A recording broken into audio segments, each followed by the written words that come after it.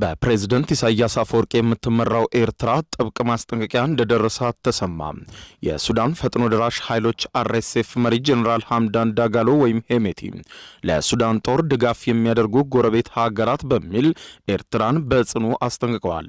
ላለፉት 2 ዓመታት በላይ በእርስ በርስ ጦርነት ውስጥ በዘለቀችው ሱዳን የፈጥኖ ደራሽ ኃይሎች መሪ ጀነራል ሐምዳን ዳጋሎ ወይም ሄሜቲ ከሱዳን ጎረቤት ሀገራት ተነስተው የአየር ጥቃት የሚፈጽሙም ሆነ ሎጂስቲክስ የሚያቀርቡ አውሮፕላኖች፣ ጀቶችና ድሮኖች መነሻ ቦታዎቻቸውን የማጥቃት ህጋዊ መብት አለን ሲሉ በጽኑ ያሳሰቡ ሲሆን የፈጥኖ ደራሽ ኃይሉ መሪ ሄሜቲ በአረብኛ ቋንቋ ባስተላለፉት በዚህ ጽኑ ማሳሰቢያ ለረጅም ጊዜያት በዝምታ ቆይተናል። አሁን ግን አድምጡኝ። ማናቸውም አውሮፕላን ከጎረቤት ሀገራት ተነስቶ ለሱዳን ጦር ሎጂስቲክስ ካቀበለ እንዲሁም የአየር ጥቃት ከፈጸመ አውሮፕላን ማረፊያዎቻቸውን ኢላማ የማድረግ ህጋዊ መብት አለን።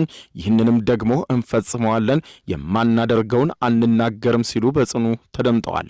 ጀነራሉ ለሱዳን ጦር ድጋፍ የሚሰጡ ካሏቸው ሀገራት መካከል በቀዳሚነት ኤርትራ ተጠቃሽ ስትሆን እርሳቸው በስም ባይጠቅሷትም ነገር ግን ሪፖርቶች እንደሚያመለክቱት የሱዳን መንግስት በአርኤስኤፍ የድሮን ጥቃት ምክንያት አውሮፕላኖቹን ወደ ኤርትራ ማሻገሩ ከዚህ ቀደም መረጋገጡ ይታወቃል።